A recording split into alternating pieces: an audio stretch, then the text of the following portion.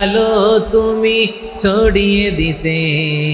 চলে গেলে মদিনায় মক্কা ছেড়ে হে রাসূল তোমাকে ভুলি আমি কেমন করে হে রাসূল তোমাকে ভুলি আমি কেমন করে ঠিক কিনা বলে প্রিয় ভাইরা তাইফের ছেলেরা নবীকে রক্তাক্ত করলো আমার নবী কই যাবে মক্কায় জায়গা নাই তায়েফে জায়গা নাই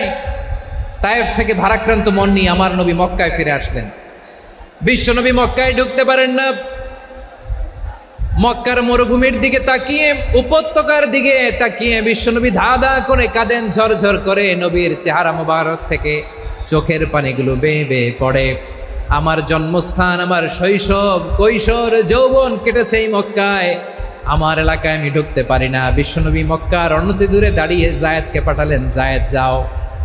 দেখো কেউ আমাকে সাপোর্ট করার মতো আছে কিনা যাও অমুকের কাছে যাও জায়েদ গেলেন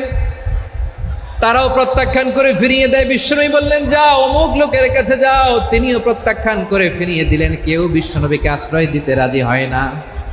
নিজ জন্মভূমিতে বিতাড়িত বিশ্বনবী সর্বশেষ বিশ্বনবী বললেন যাও মুতঈম ইবনে আদির ঘরে যাও মুতঈম ইবনে আদি মুশরিক তার কাছে যাও গেলেন মুতঈম ইবনে আদি রাজি হয়ে গেল সুবহানাল্লাহ বলেন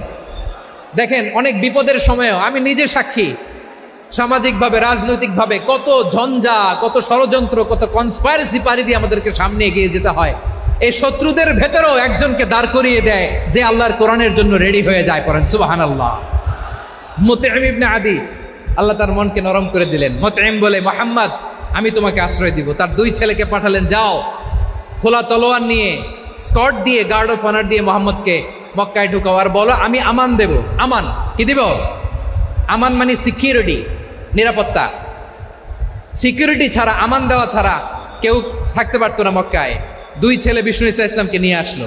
নবী কাবার চারদিকে তাওয়াফ করলেন নামাজ পড়লেন আবু জাহেল উতবা সাইবা ওয়ালিদ ইবনে মুগীরা সবাই দেখে কেউ কিছু করতে পারে না কারণ মুতঈম ইবনে আদি ঘোষণা দিয়েছেন আমি মুহাম্মদকে আমান দিয়েছি মুহাম্মদের গায়ে যেন কেউ স্পর্শ না করে আওয়াজ করে পড়েন সুবহানাল্লাহ নবীর এই বিপদকালে মুহূর্তে মুতঈমের হৃদয়টারে নরম করে দিল কে আচ্ছা লালমনির হাটের ভাইয়েরা বলেন এই মুতঈম কি মুসলিম ছিল না মুশরিক সবাই বলতে হবে মুসলিম না মুশরিক